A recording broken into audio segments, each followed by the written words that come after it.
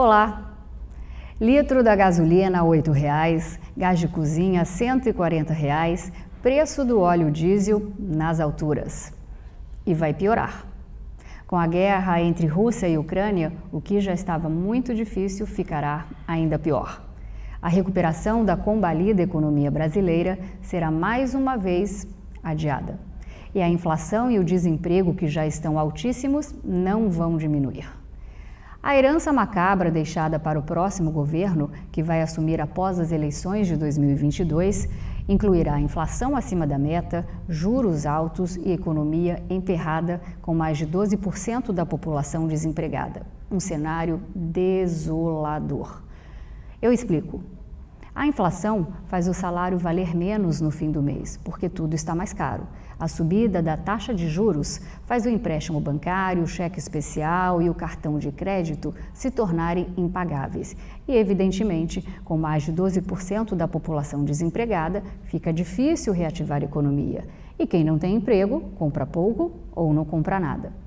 O governo Bolsonaro tenta dar uma resposta: subsidiar os combustíveis por meio de descontos em tributos federais ou aumentar o valor do auxílio emergencial, numa situação em que as contas públicas estão em frangalhos, pois o governo vem gastando muito mais do que está arrecadando. Ou seja, o cobertor está curto e o inverno ainda nem chegou.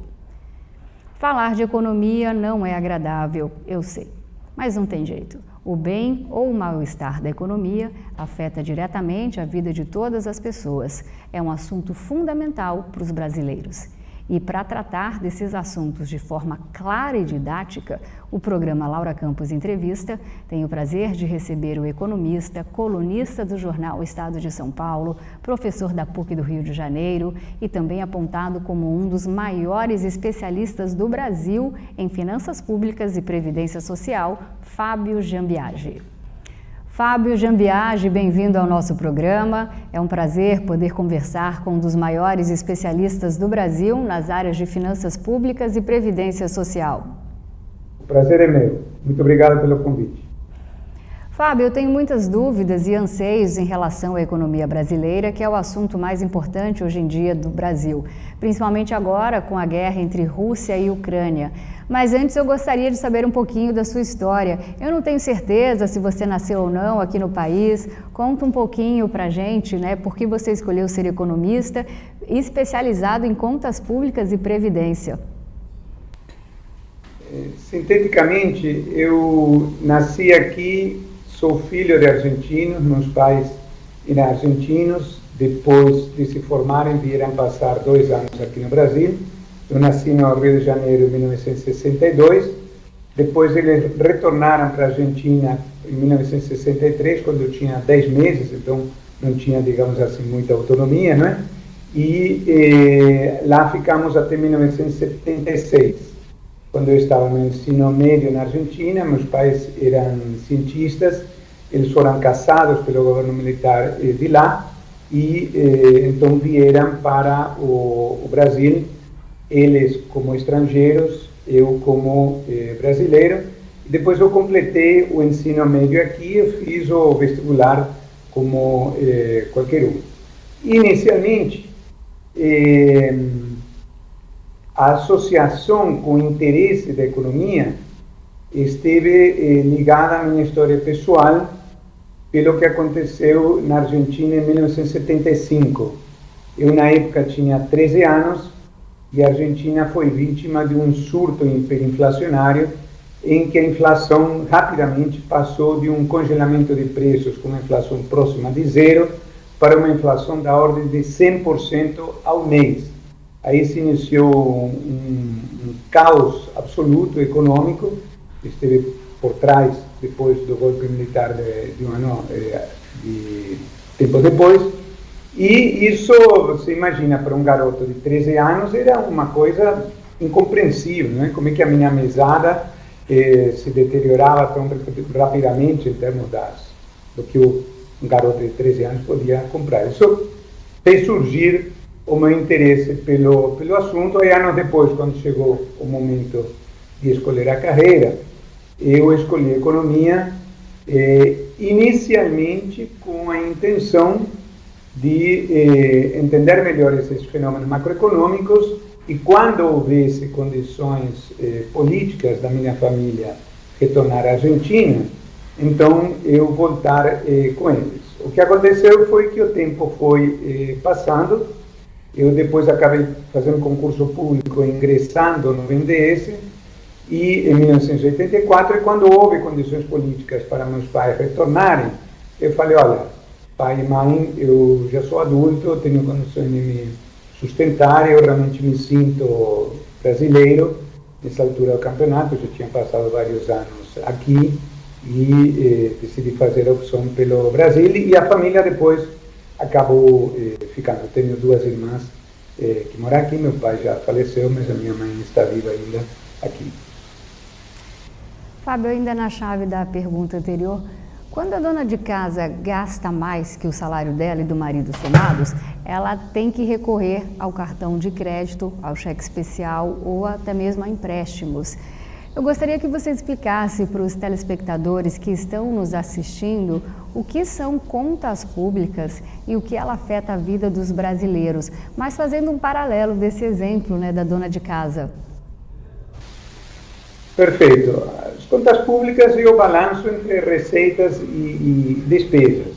E da mesma forma que ocorre com as famílias, né, é importante que haja um controle dos gastos para que não haja um processo descontrolado de endividamento.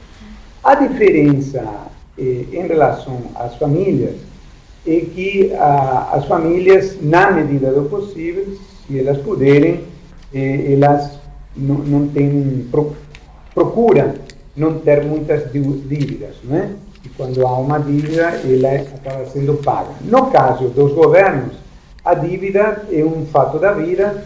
Os governos em geral não pagam as suas dívidas, eles rolam as dívidas e as dívidas vão aumentando, e isso não chega a ser um problema desde que a capacidade de geração de riquezas do país, aquilo que está chamando de PIB, Produto Interno Bruto, também aumente. Quando eu era professor de finanças públicas, eu costumava perguntar aos meus alunos no curso, digamos que a gente tem uma empresa X que deve R$1 milhão e uma empresa Y que deve R$100 milhões. Qual empresa está em situação melhor? E a única resposta que fazia sentido não sabemos, porque tudo depende da dimensão da empresa, não é? Para uma empresa de fundo de quintal, eventualmente tiver R$1 milhão é muito. Para a Petrobras, com toda a sua dimensão, 100 milhões de reais são praticamente trocados, entre aspas, né? Então, a mesma coisa ocorre com os países, não é? Em geral, valores monetários grandes costumam gerar manchetes, do tipo a dívida alcança 4 trilhões e meio, mas o que interessa é a dimensão relativa ao PIB. E aí, quando há um desequilíbrio entre receitas e despesas, com as despesas sendo maiores do que as receitas, que é o que costuma acontecer, então esta diferença é coberta através de um processo de endividamento que vai sendo empilhado, por assim dizer, com a dívida anterior. Aí, aquilo que é essencial para o equilíbrio econômico é evitar que a relação entre a dívida e o PIB cresça sucessivamente, porque se isso acontecer, os detentores de papéis, não é, de dívida pública, que somos todos nós, aqueles que aplicam seu dinheiro no banco, num fundo, num tesouro direto, etc., se essa relação entre a dívida pública e o PIB crescer indefinidamente, essas histórias, em geral, acabam mal em alguma forma de calote, né? Então, o que está acontecendo no Brasil é que o déficit, a diferença entre gastos e receitas, era muito elevado em meados da década passada. A partir de 2016, esse desequilíbrio foi caindo gradualmente. Estávamos numa posição de franco progresso na passagem de 2019 para 2020, com quedas contínuas. aí veio a pandemia com toda a necessidade de despesas absolutamente inevitável, necessária nessas circunstâncias, e isso gerou um ponto fora da curva com um gasto enorme e agora está sendo contido novamente de tal forma a procurar que o déficit volte a se situar num patamar administrável. Mesmo assim, nós teremos este ano um déficit público provavelmente maior do que 7% do PIB, que é um déficit muito elevado. Claro que nas circunstâncias pelas quais o mundo passou nos últimos 2 ou 3 anos, é um déficit que muitos países tiveram. Mas numa situação de normalidade, é desejável que o déficit fique contido em alguma coisa, de preferência, em torno de 3% ao ano, que, por ser o critério de adesão às moedas do euro, é hoje um pouco meio que internacionalmente aceito como um parâmetro razoável. Nós vamos ter esse ano um desequilíbrio de mais de 2 vezes isso. Então, claramente, isso é um desafio macroeconômico enorme para ser enfrentado pelo governo que vier a ser escolhido pelos brasileiros nas eleições de outubro. Hoje as contas do Brasil, elas estão desequilibradas. O governo está gastando mais do que está arrecadando, é isso, né? Exatamente. Está gastando bastante mais. Fábio, agora tem gente que não entende que esse desequilíbrio nas contas públicas tem um efeito direto na economia e na vida das pessoas, seja na minha, na sua, na dona de casa do interior de Mato Grosso, na vida do produtor rural. Eu gostaria que você explicasse para quem está nos assistindo como é que esse desequilíbrio, né, essa gastança do governo afeta a vida da população. Olha, eu vou procurar ser bem didático, fazer uma associação com uma experiência que eu vivi pessoalmente.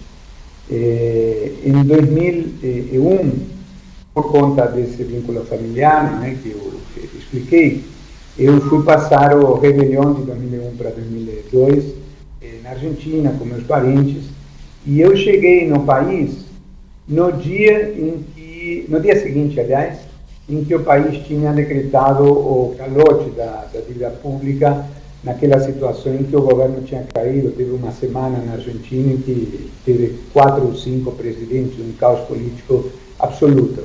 E essa decisão do calote foi tomada 2 ou 3 dias antes do final do ano, junto com um feriado bancário por tempo inicialmente indefinido. E foi assim que essa situação pegou todo mundo.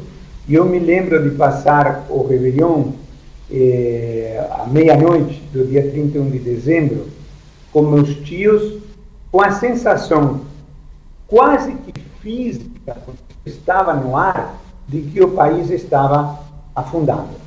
Foi definitivamente o pior Réveillon da minha vida, uma situação social terrível, acompanhada por uma crise política. O Brasil viveu algo um pouco parecido com essa situação em março de 1990, por ocasião do bloqueio dos ativos financeiros, que as pessoas não tão jovens que estão nos assistindo devem lembrar, uma experiência traumática para todos aqueles que a vivenciaram, né?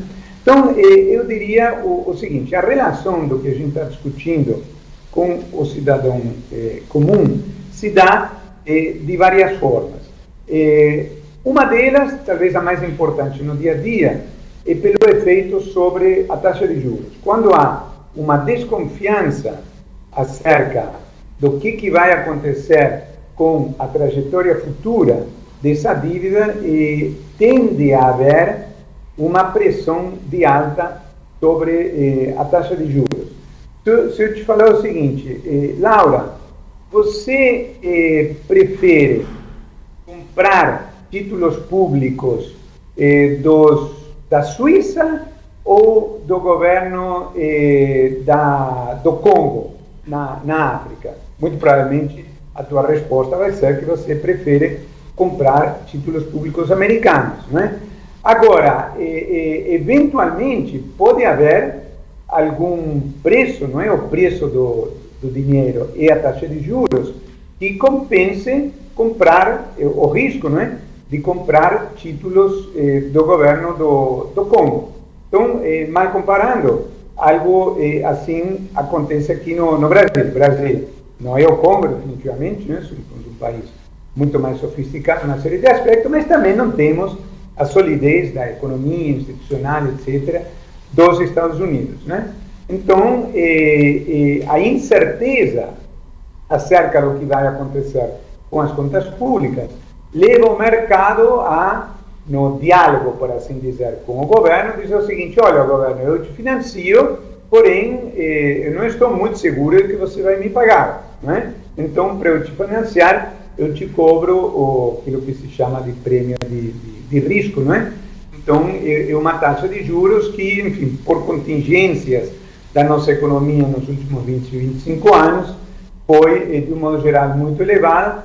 Ela veio caindo a partir de meados da década passada, passou por uma fase excepcional, em circunstâncias excepcionais, em 2020, quando se temia uma recessão verdadeiramente dantesca. Lembremos que, num determinado momento, muita gente imaginava, lá naquele abril terrível, confesso que eu mesmo, que nós poderíamos, antes do coronavírus, etc., que poderíamos ter uma queda do PIB de 7 ou 8%, para um país como o Brasil seria um verdadeiro pesadelo.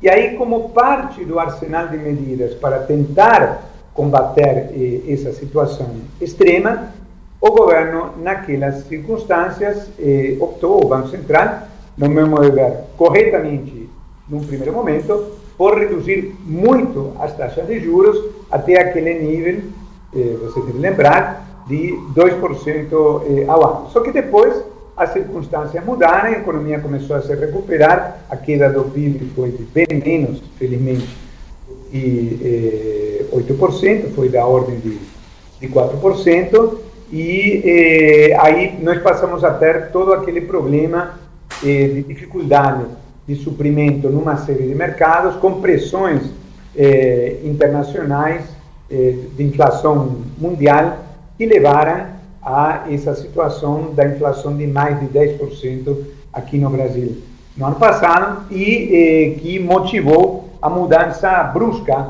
da política do Banco Central, que, como se diz popularmente, está correndo atrás do prejuízo e tentando compensar aquela situação de juros baixos, hoje levando a taxa de juros até níveis extremamente elevados, que provavelmente vão continuar a manter a trajetória de alta nos próximos meses, até o final do ciclo de alta de juros, que hoje a maioria dos analistas situam em alguma coisa, em termos nominais, entre 12,5% e 13,5%. Então, primeiro ponto, como é que isso se reflete? Se reflete na taxa de juros. Se a pessoa está precisando de dinheiro, vai ao banco. Quanto pior for a situação fiscal, provavelmente maior vai ser a taxa de juros que ela vai ter que pagar. Em segundo lugar,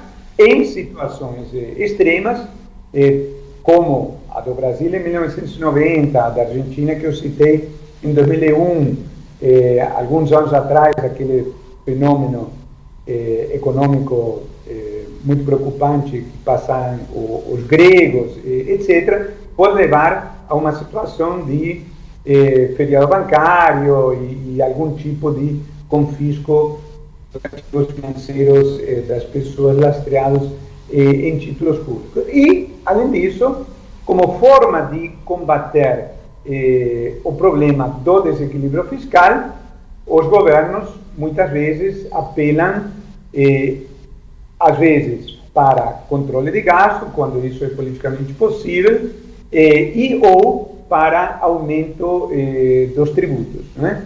E aí, nesse caso, o contribuinte vai pagar pelo ajustamento pagando mais por algum imposto que for elevado para combater o problema.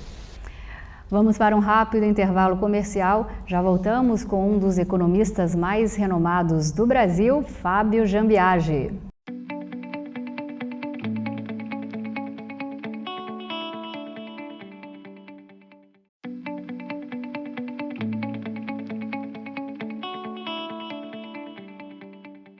Voltamos com o programa Laura Campos Entrevista e hoje eu estou conversando com o mestre em economia Fábio Jambiage. Fábio, no início do governo Bolsonaro foi aprovada a reforma da Previdência, na época apresentada como tábua de salvação das contas públicas e propulsora do desenvolvimento econômico. Agora, passado quase 3 anos, nós assistimos ao desequilíbrio das contas públicas, inflação, desemprego. Eu pergunto, o que é que deu errado e o que é que deu certo na reforma da Previdência? Ótima pergunta. Do meu ponto de vista, no afã de vender o peixe da reforma, reforma essa que era corretíssima do ponto de vista e necessária, talvez se tenha pecado por um certo excesso propagandístico de passar a ideia de que com isso estaria tudo resolvido, de que as despesas previdenciárias cairiam, etc. Na verdade, é importante ressaltar que o objetivo da reforma era evitar um agravamento contínuo da situação. Um dado que eu sempre gosto de citar, que a despesa do INSS era da ordem de 2,5% do PIB em 1988, ano na época, nova Constituição, e chegou a ser de mais de 8% do PIB recentemente, ou seja, aumentou para mais do que o triplo em termos relativos, num contexto de evolução demográfica em que o processo de envelhecimento da população apenas tinha se iniciado, de agora em diante que se tornará mais acentuado. Então, talvez se tenha passado a impressão de que, por conta da reforma, as despesas previdenciárias cairiam e abririam espaço para outro tipo de despesas, etc. Não é o caso. Na verdade, o número de aposentados, pensionistas, etc., depois da reforma, continua aumentando, só que ele passa a crescer a uma velocidade menor do que anteriormente. Então, eu diria que com a reforma não houve nada errado. O que deu errado foi o mundo, não é? Evidentemente, em 2019, se alguém viesse me falar, ou a você, de Covid-19, a gente ia perguntar do que se trata, o que é isso? Ninguém tinha ouvido falar disso e depois, em 2020, tivemos uma hecatombe mundial. Qual o benefício da reforma? Nós estamos deixando de ter aposentadorias precoces que eram um verdadeiro absurdo, permitidos pelo conjunto de regras anteriores. Tem um dado que eu sempre gostava de citar na minha pregação durante anos em favor da reforma, que é o seguinte: se a gente imaginasse uma moça que aos 16 anos, os pais, em geral aos 16 anos não se tem renda, começassem a pagar aquele carnê do INSS dela, de contribuinte autônomo, até que anos depois ela começasse a trabalhar com carteira e ela fizesse as suas contribuições, esta pessoa poderia se aposentar, por incrível que pareça, com 46 anos de idade, depois de 30 anos de contribuição. E nessas circunstâncias, muito provavelmente, na média, a pessoa viveria mais do que 30 anos, né?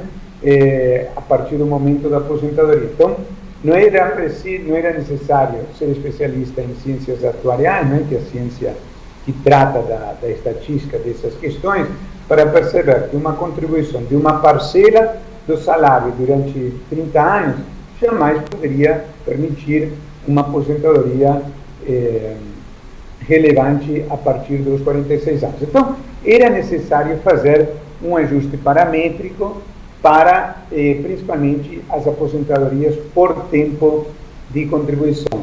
Esse era o grande desafio colocado desde que o tema previdenciário começou a ganhar força no debate público ainda no governo Fernando Henrique, e nesse contexto acabaram sendo feitas outras reformas de combate a privilégio no setor público, etc. Por conta do novo conjunto de regras, a maioria das pessoas que ainda não estava aposentada na figura da aposentadoria por tempo de contribuição terá que dilatar o período de permanência no mercado de trabalho por um número de anos, dependendo das circunstâncias da pessoa, do gênero, etc., alguma coisa entre 6 e 8 anos a mais de aportes contributivos, que significa também 6 a 8 anos a menos de tempo de usufruto da aposentadoria. Então, isso foi uma mexida substancial e melhora muito as perspectivas em relação ao que ocorreria. Tem a reforma, mas que não elimina o fato de que, por conta das pressões demográficas, nós estamos hoje com um número de pessoas que recebem benefícios do INSS que é maior do que na época da reforma. Então, sinteticamente, eu diria que a reforma foi bem-vinda do ponto de vista do futuro do país. É compreensível que quem foi afetado, né, não tenha gostado da reforma, mas acho que houve uma compreensão da sociedade brasileira de que era absolutamente inevitável, depois de tantos anos de protelação, mas que há um conjunto de outras questões que precisam ser abordadas, né?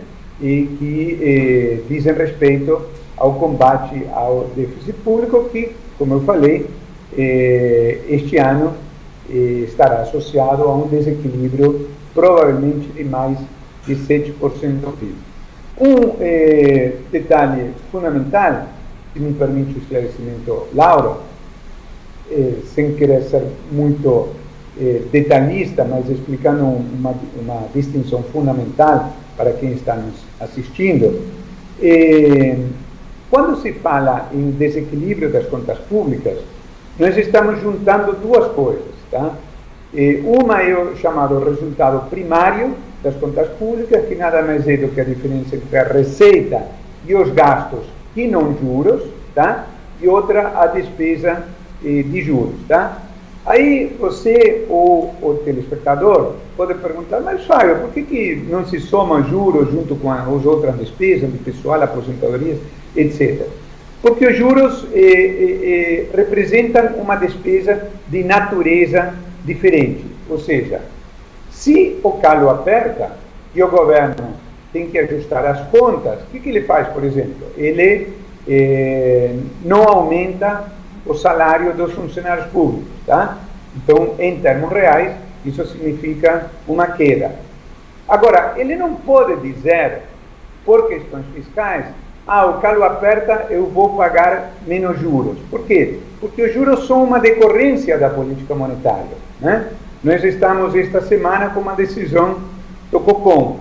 Então, o Copom vai definir se a taxa de juros 10,75, 10,5, 11, alguma coisa por aí. Bom, isso vai ter um impacto na despesa de juros. O governo não pode dizer, não vou pagar.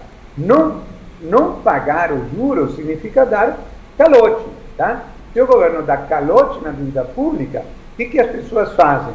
As pessoas vão lá e tiram dinheiro do banco. Isso é um caos absoluto. Nós estamos em surtos pequenos, eu me referi àquilo que aconteceu na Argentina. Então, isso é uma situação assim, de colapso econômico, social e muitas vezes político. É uma situação realmente medonha e infernal. Então, os juros são aquilo que os economistas chamam de variável exógena fiscal. Ela é imposta pela política monetária ao regime fiscal.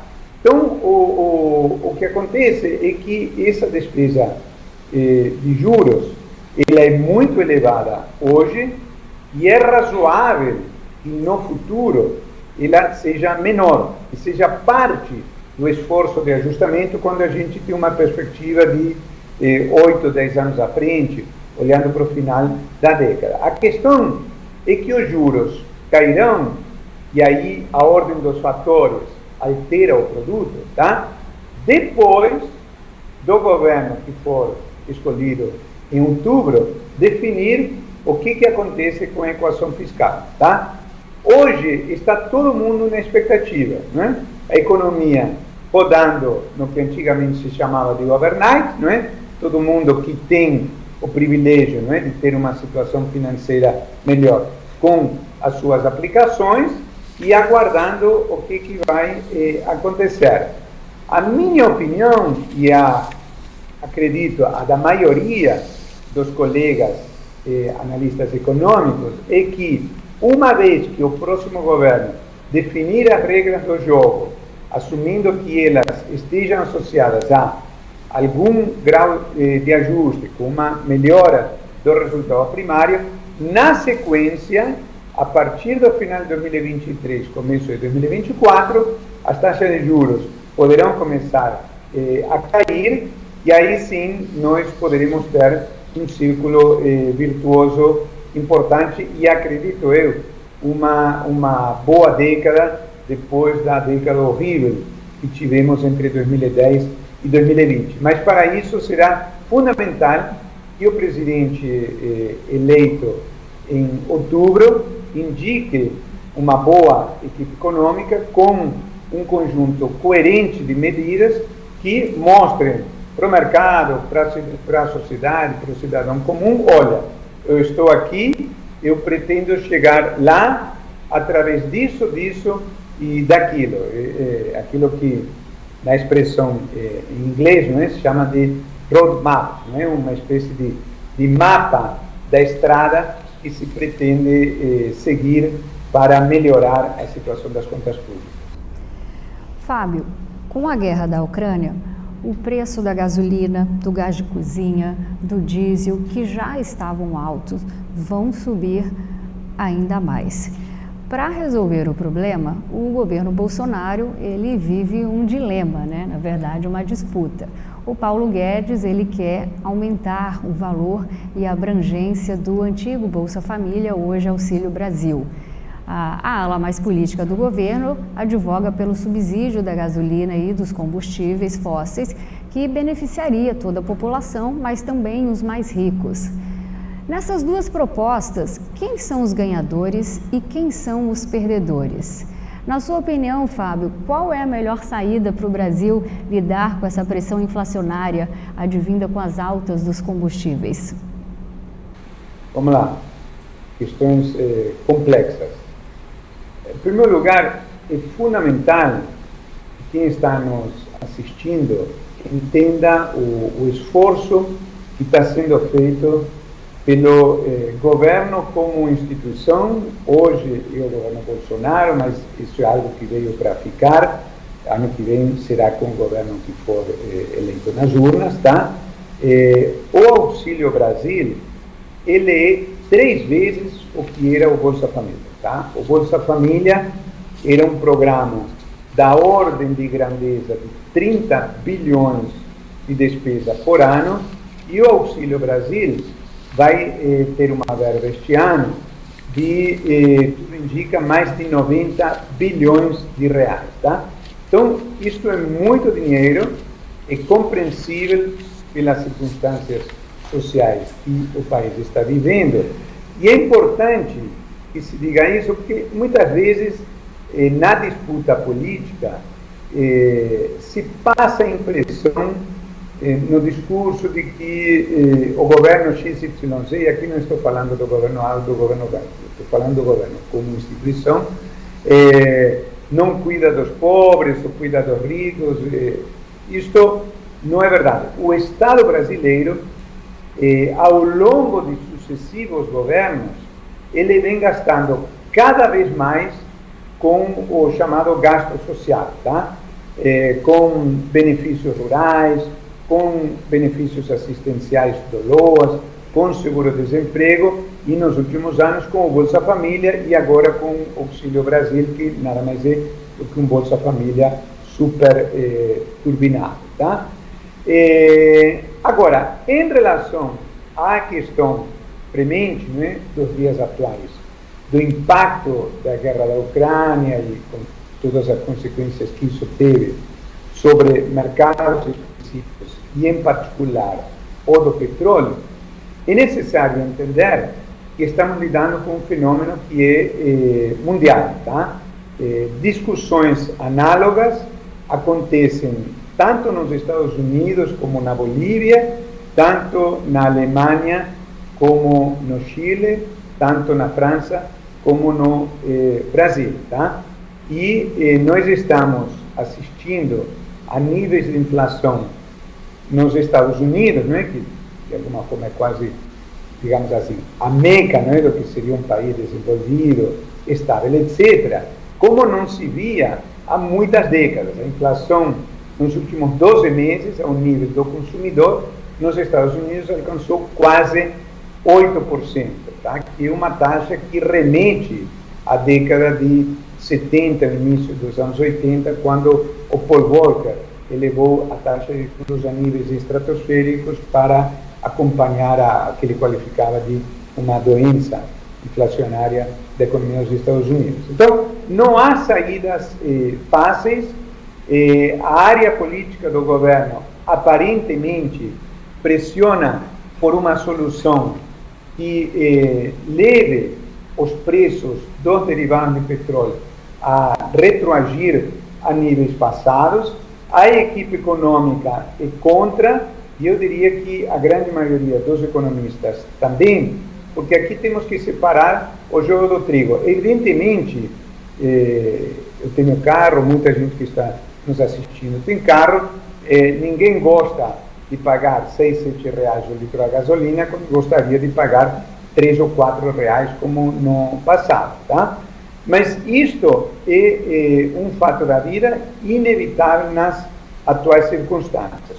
O que cabe discutir, aí sim, é se, diante de uma situação excepcional, eventualmente não caberia subsidiar determinado tipo de produtos e ou, alternativamente, determinado tipo de categorias. Então, o diesel, por exemplo, que é utilizado ônibus, caminhões, etc., e que acaba contaminando toda a cadeia de preços, não é? Porque todo mundo utiliza de uma forma ou de outra o frete do transporte para levar mercadoria daqui para lá, etc. Então, aí pode-se justificar um subsídio, como dizem os economistas, focalizado, que seja não para os derivados de petróleo em geral, inclusive a gasolina, e sim para o diesel. Por razões similares, mas mais concentradas especificamente na temática social, por razões óbvias, é natural que haja uma preocupação social com o preço do botijão de gás, né? Então, um subsídio específico a consumidores de gás, por exemplo, até determinado nível de renda, também se justifica por razões sociais. Então, são situações em que, do ponto de vista fiscal, seria desejável não ter essa despesa, mas do ponto de vista social, qualquer governo tenta se equilibrar entre as pressões políticas sociais e a realidade econômica. Então é natural que em circunstâncias extremas, e sem dúvida nenhuma as circunstâncias atuais são extremas, tá? Se justifique algum tipo de subsídio, mas não, no meu modo de ver, um subsídio generalizado. Fábio, a inflação que nós achávamos, né, que estava morta, ela voltou a assombrar os brasileiros. É só a gente ir ao supermercado que a gente sente o peso da inflação no bolso. Está tudo mais caro, o arroz, o feijão, o óleo de cozinha, a carne. Como você acabou de dizer, o remédio para a inflação é amargo. É o aumento da taxa de juros, a Selic, né, feita pelo Banco Central, que faz o crédito, né, o empréstimo bancário, o cheque especial e o cartão de crédito, tudo muito mais caro. Existe algum outro remédio que consiga dar conta do problema da inflação, ou o aumento da taxa Selic é o único veneno capaz de curar? Bom, aí depende da igreja econômica que cada um frequentar, né? Há uma ala, né, do debate que acredita em controles, né? Eu, particularmente, a tua primeira pergunta, né, foi associada à minha história, né? Eu citei a minha vivência de anos na Argentina, e eu posso te assegurar que sistemas de controle de preços acabam desaguando em situações mais ou menos desastrosas, tá? Então, digamos, eu entendo a ênfase, né, da pressão política em determinadas circunstâncias, mas isso definitivamente não funciona. Em termos macroeconômicos, tem basicamente dois mecanismos: a taxa de juros, que já está em curso, e a política fiscal. Só que a política fiscal, para combater a inflação, ela prescreve um ajuste fiscal. E aquilo que a gente estava falando na resposta à pergunta anterior, envolve mais despesas com subsídios aqui ou acolá. Não é? Então, essas são as contradições do dia a dia, com as quais qualquer democracia se defronta, no sentido de que há objetivos macroeconômicos associados à estabilidade de médio e longo prazo, mas que o governante de plantão tem que tentar acomodar com as pressões políticas e sociais que são legítimas numa sociedade democrática, né? Eu, particularmente, com um pouco de torcida, mas também análise associada à percepção de que essa tragédia que a gente está vendo no território da Ucrânia seria a continuação disso, seria dramático. Não apenas para a Ucrânia, por razões óbvias, mas também para a Rússia. Eu não vejo a economia russa com fôlego para resistir indefinidamente ao tipo de pressão ao qual ela está sendo submetida nas últimas semanas. Por duas razões. Primeiro, porque há um esforço de guerra considerável, estamos falando em alguma coisa em torno de 150 mil soldados, acho que um pouco menos, né? Tendo que ser mantidos em circunstâncias adversas, mobilizando aquela parafernália militar toda. Então, isso custa caríssimo, a mobilização disso.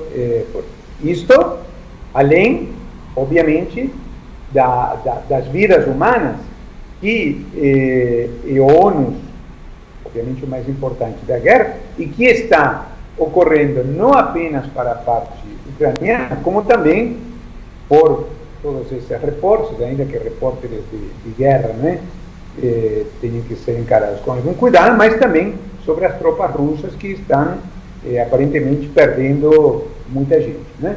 Então, isso em primeiro lugar.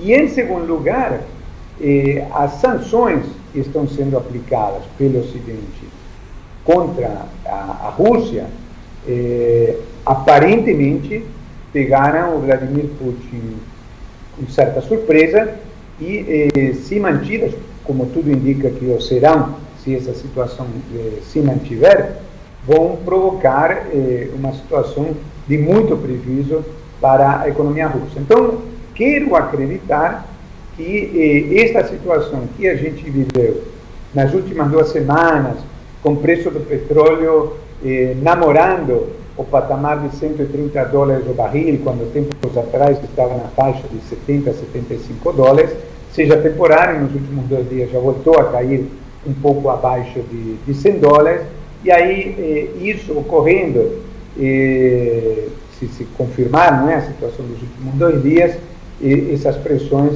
vão arrefecer, inclusive as pressões políticas, no sentido de fazer alguma coisa, deveriam arrefecer.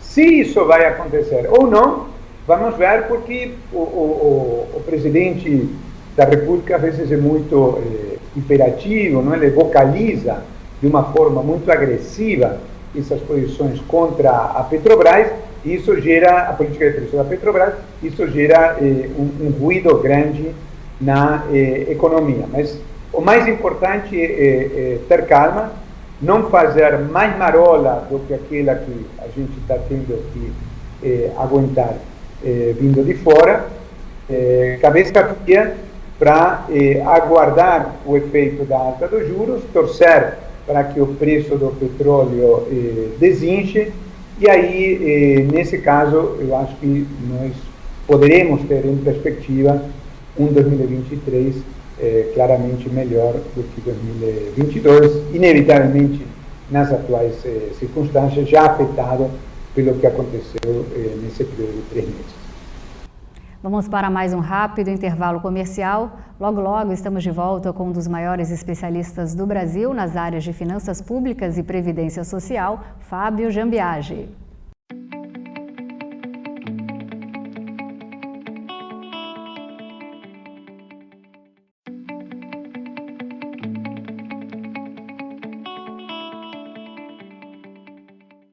Voltamos com o último bloco da nossa entrevista e hoje eu estou conversando com um economista que já foi membro do staff do Banco Interamericano de Desenvolvimento em Washington, nos Estados Unidos, e atualmente é colunista do Estadão, Fábio Jambiage.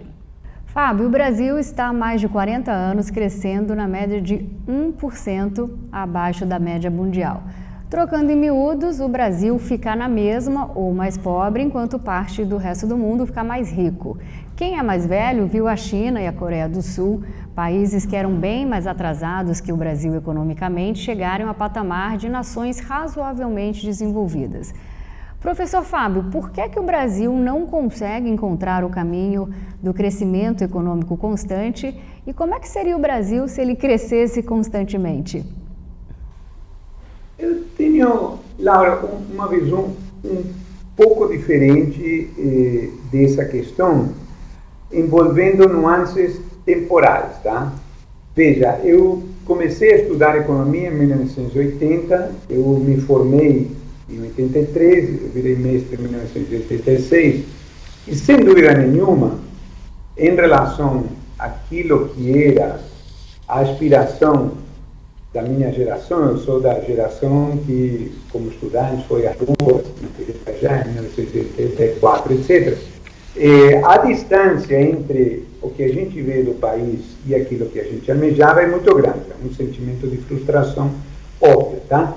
Mas me parece importante ressaltar, de qualquer forma, que, embora quando a gente fala da comparação de 1980 com o ano de 2020, a comparação é muito ruim, eu sempre friso nas minhas palestras, tá, que se a gente toma como referência períodos que acabem em 2010, a realidade aparece de uma forma um pouco diferente. Ou seja, se a gente toma como referência inicial o ano de 1984, o último ano do governo militar, ou se a gente toma como referência inicial o ano de 1994, porque obviamente uma economia mais estável e completamente diferente daquela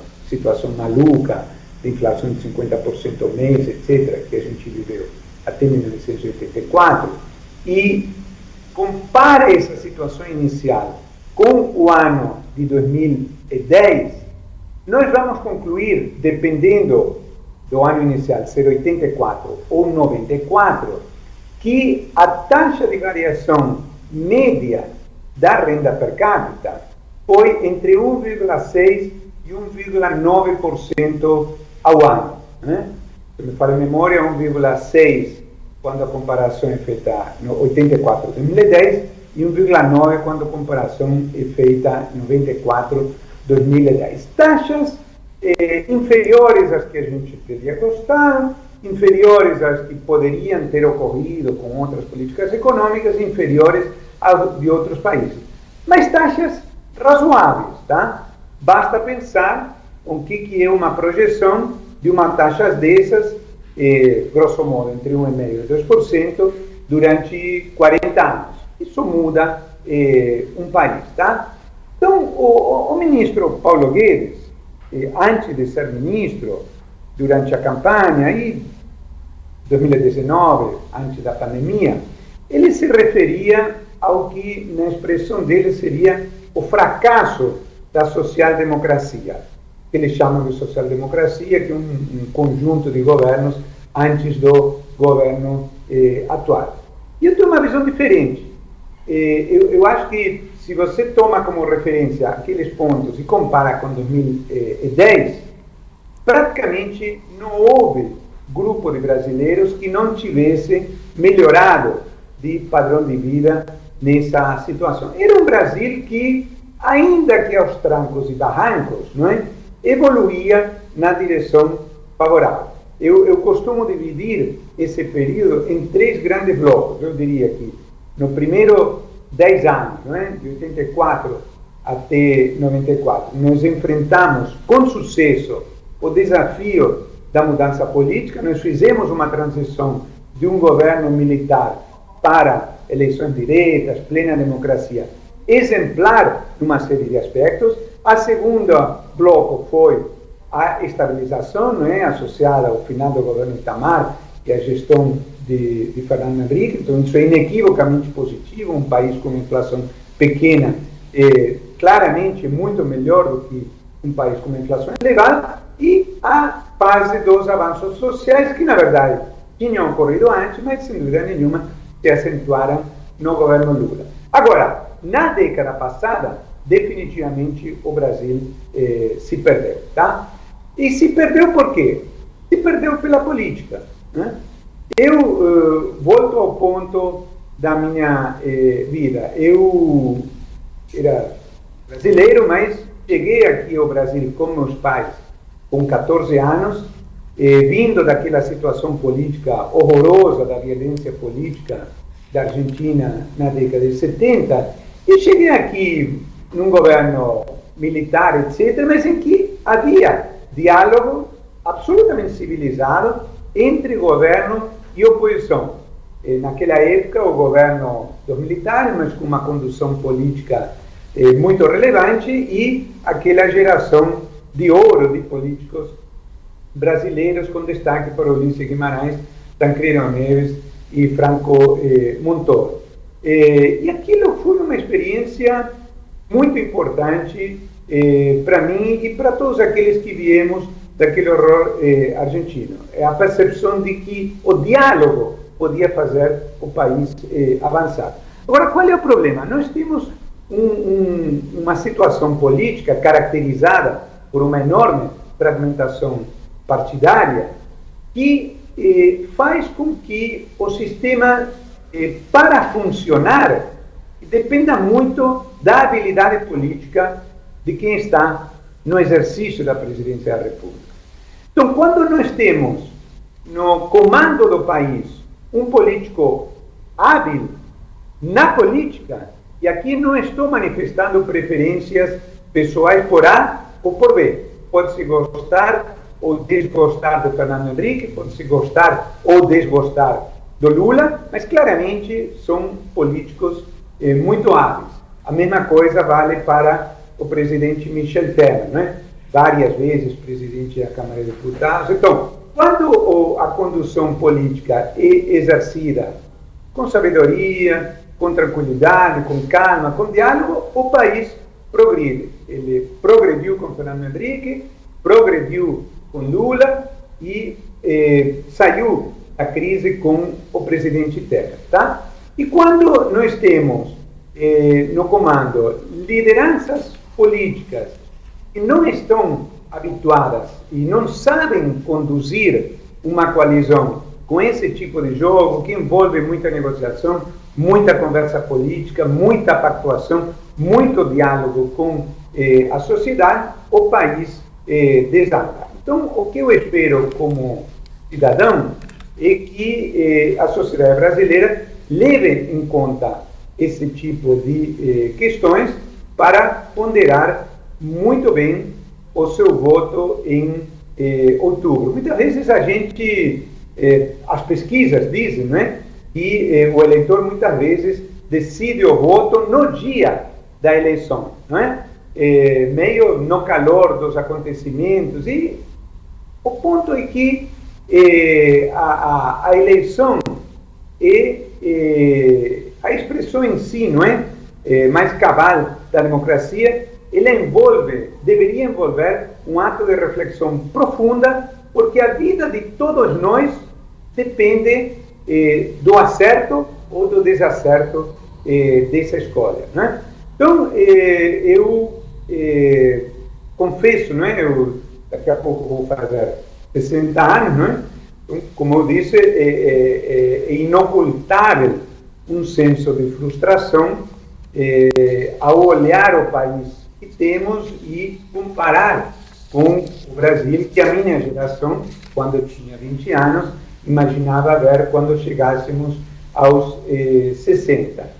Mas quero crer que todo esse fenômeno terrível da polarização política que o Brasil viveu nos últimos anos e se acentuou muito ao longo do tempo, tem ensinado a maioria das pessoas de que não há como o Brasil sair da crise sem um diálogo importante entre diversas forças políticas. E, mal comparando, como viver num condomínio. Um condomínio tem problemas comuns, de água, de encanamento, de falta disso, falta daquilo, que melhorar a portaria, etc. Então não adianta nada ter metade dos moradores de um lado, sem falar com metade dos moradores de outro, e um bloqueando as soluções administrativas para resolver os problemas do prédio. Não estou, obviamente, querendo com isso negar a existência de diferenças que são legítimas, não é? Mas diferenças têm que existir para poder definir determinado conjunto de denominadores comuns que sejam a base do progresso de uma sociedade. Professor Fábio, já que o senhor está falando um pouquinho de política, orçamento secreto. Todo tempo nós ouvimos essa palavra. O presidente da Câmara, Arthur Lira, ele trouxe de volta uma prática que havia morrido depois do escândalo dos anões do orçamento nos anos 90. Basicamente, parte do orçamento da União fica nas mãos do presidente da Câmara, que decide usar como bem quiser o dinheiro e normalmente o faz para privilegiar aliados e alianças. Fábio Giambiage, explique para a gente, para quem está nos assistindo, o que é o orçamento secreto e quais as consequências desse orçamento para a vida de nós, meros mortais brasileiros. Laura, eu vou ser curto e grosso. O orçamento secreto está para a realidade de hoje como o financiamento das empreiteiras estava para a política de décadas atrás. Tá? Ou seja, como é que a política funcionou no Brasil durante muitos anos? Né? As empreiteiras funcionavam como mecanismos de caixa de campanhas eleitorais milionárias, e isso tinha uma contrapartida no financiamento da obra pública, muitas vezes superfaturada, enfim, todos aqueles problemas que todos os brasileiros nos acostumamos a conviver com sucessivos escândalos que permearam diversos governos, diferentes instâncias administrativas, federais, estaduais, municipais, etc. Depois nós tivemos a proibição do financiamento de campanha, não é? Aquela decisão privada, né? Do Supremo em tempos atrás, e todos aqueles escândalos de anos atrás. O mundo político reagiu a isso trazendo para dentro do orçamento recursos que antigamente circulavam por fora, né? Então, se no passado parte do mundo político se financiava com Caixa 2 ou mecanismos opacos, hoje isso se dá através do orçamento. Tá? sendo que isso esteve associado ao fenômeno das emendas obrigatórias, que foram mudando a sua natureza com o passar do tempo. Emendas de parlamentares é algo que existe em qualquer democracia. São mecanismos através dos quais os deputados, os parlamentares, fazem pequenos agrados aos seus... as pessoas que, ou grupos que representam, tá? Mas isso não tem nada de ilegal, de legítimo, de corrupto, etc. Mas para que isto faça sentido, para que a democracia possa funcionar a contento, é necessário respeitar dois princípios. O primeiro é que se trate de recursos de pequena monta. Não pode ser algo exorbitante, né? Então, nós vamos gastar XYZ para fazer obras, para pagar aposentadorias, etc. Uma pequena parte para fazer esses pequenos agrados a eleitores, tá? E, em segundo lugar, que esses mecanismos têm que ser rigorosamente transparentes, ou seja, o eleitor, o cidadão, precisa saber que tal recurso, no valor de tanto, está associado ao deputado fulano para fazer tal obra. Tudo bem, tá? O que foi acontecendo como tendência, e isso é muito preocupante no Brasil nos últimos anos, é que estes valores foram aumentando. Então, no ano passado, foram da ordem de grandeza de metade do investimento federal, o que é um absurdo, né? E, além disso, uma parte crescente passou a ser guarnecido sob este guarda-chuva do que a imprensa chamou de orçamento secreto. E aí eu vou te contar uma coisa. Você me pediu, não é, no começo, a produção já tinha me alertado, acerca da importância de procurar ser didático, relacionar com coisas ligadas ao dia a dia das pessoas, etc. Vamos entender o seguinte. Agora, o que é uma federação? O Brasil é uma federação. Um país grande que, para se manter junto, precisa ter mecanismos de convivência entre setores que são e áreas geográficas muito diferentes. O Amazonas tem muitas coisas diferentes de Rio Grande do Sul, Goiás, de Pernambuco, etc. O Canadá é uma federação, os Estados Unidos é uma federação, a Argentina é uma federação. Bom, então, o que cabe a cada um fazer? Então, o governo federal tem que arcar com determinado tipo de despesa, Forças Armadas, defesa nacional, obviamente uma despesa do governo federal. Agora, asfaltamento de rua, uma despesa do governo municipal, prefeitura. E no meio tem uma série de coisas que são de responsabilidade dos estados. Então, tipicamente, por exemplo, segurança pública é predominantemente uma questão da alçada estadual.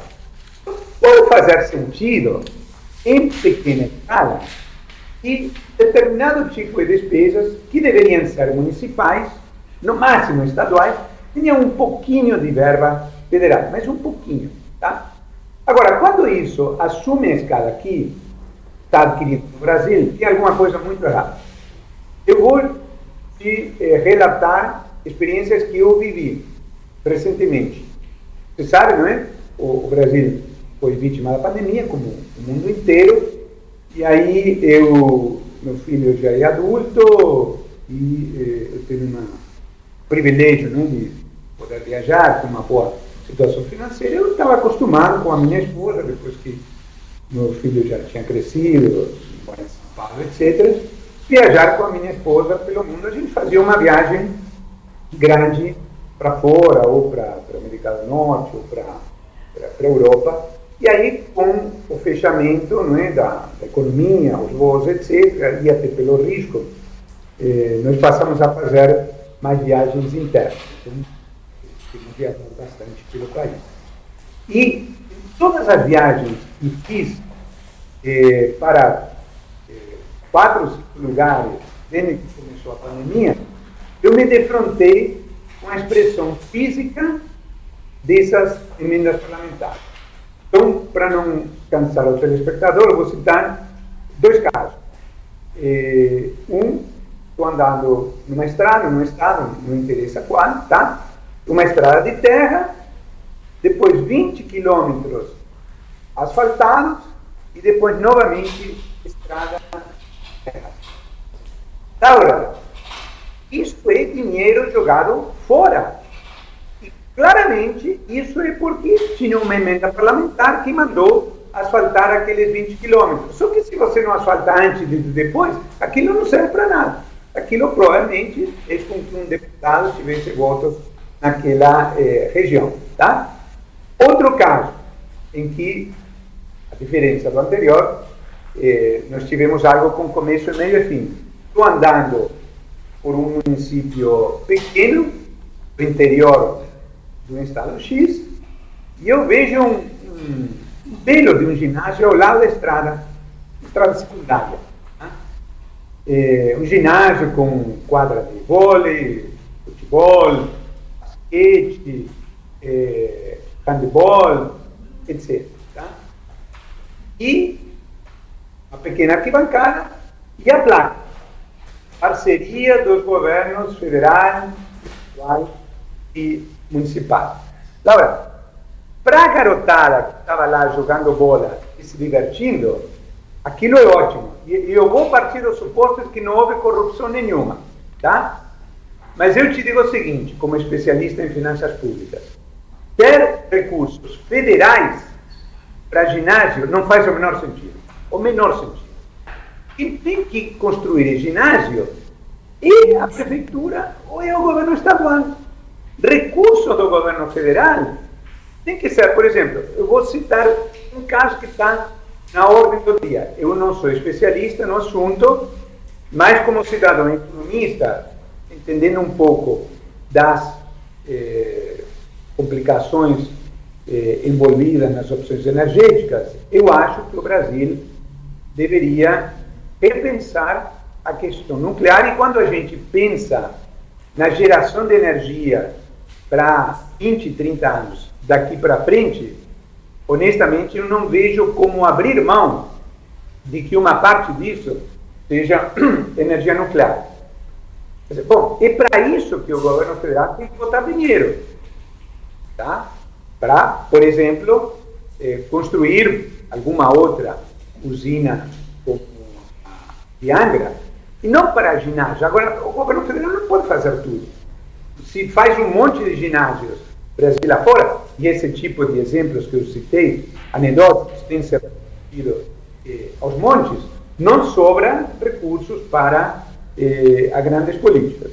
Então, eu tenho para mim, tenho dito, que este é um dos principais desafios a serem enfrentados pelo presidente da República que foi eleito nas eleições de outubro. Doutor Fábio, para a gente terminar, no Chile, com a vitória do novo presidente da República, a esquerda levou a melhor. No Brasil, atualmente o Lula está na frente das pesquisas para a presidência. Normalmente os governos de esquerda eles tendem a gastar mais. Quais são as expectativas para a economia no geral e também para as contas públicas em particular, com a volta de um governo de esquerda aqui no Brasil? Olha, aí eu vou expressar uma opinião estritamente pessoal. Me parece que alicerçada em uma expectativa, creio que realista, do que possa acontecer. É que o presidente Lula tem o ex-presidente Lula, ele tem uma intuição rara, né, que poucos políticos têm acerca do que faz sentido ou não faz sentido.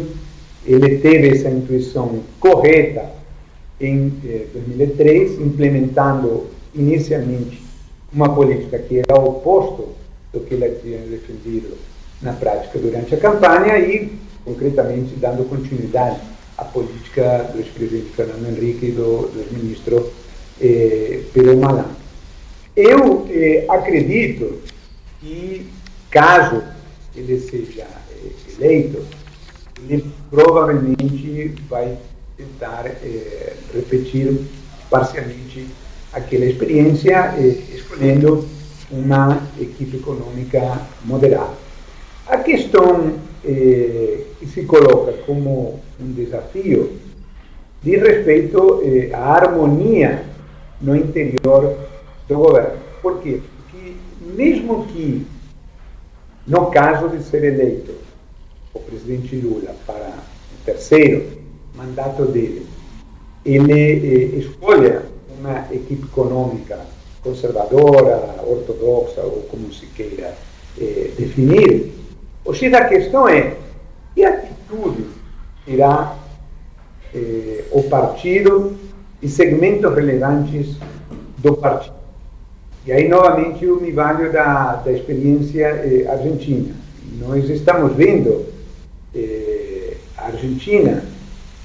na Argentina, todos os problemas associados a diferenças gritantes de posições no interior da mesma coalizão governante acerca de como conduzir a política econômica. E isso conduz a uma situação de paralisia em que um lado do governo aponta para um lado e outro lado do governo aponta na direção exatamente oposta.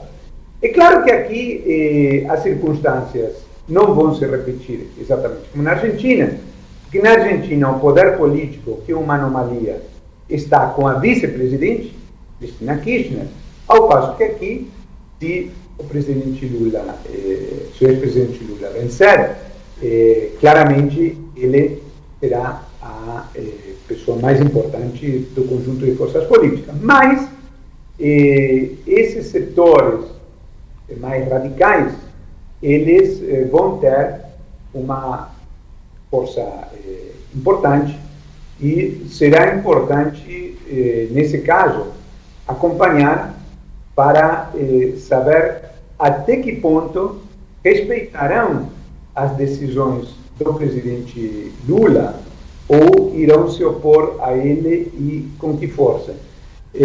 Não sei se você se lembra, Laura, quando a presidente Dilma estava no exercício da função antes do impeachment, no período em que Joaquim Levy era o ministro de Economia, da Fazenda, na época, teve um ato público, o ministro Levy, ele estava implementando um conjunto de propostas e envolvendo a ideia de reformas, etc. E isso estava ensejando uma grande oposição da grande maioria do PT.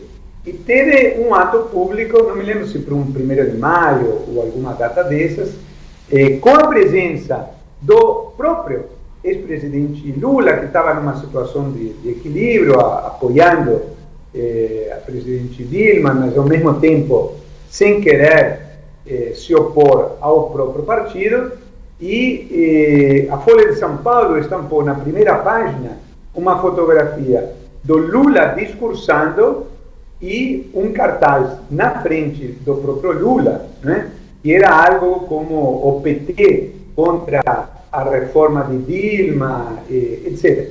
É uma situação, do ponto de vista político, absolutamente esquizofrênica, não é? Porque é o partido do governo indo contra os interesses do próprio governo, o que esteve por trás daquela crise política dramática que levou ao impeachment, e esquizofrenia essa que estamos vendo também na Argentina, em que na semana passada, por incrível que pareça, a maioria dos votos em favor da aprovação do acordo com o FMI veio da oposição, e com responsabilidade quis evitar uma situação de calote internacional do país, uma situação em que 1/3 dos deputados do governo votaram contra o governo.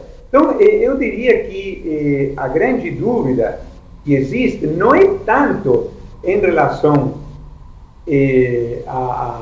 ao que o presidente, se eleito, ex-presidente e eventual presidente novamente Lula, tentará fazer, e sim de como vai ser a sua relação com o partido e que poder de bloqueio essas propostas, essa ala mais radical do partido terá.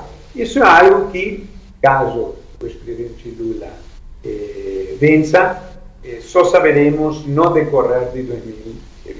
Professor Fábio, infelizmente nosso programa chega ao fim. Eu quero agradecer por compartilhar seu tempo, e seu conhecimento, por nos dar essa aula de economia de uma forma tão didática. Foi um prazer enorme conversar com você e volte quando quiser. Será um prazer. Muito obrigado pela condução e pelo convite. E a você que esteve conosco até agora, meu muito obrigado e continue ligado na programação aqui da TBO, a TV que você se vê.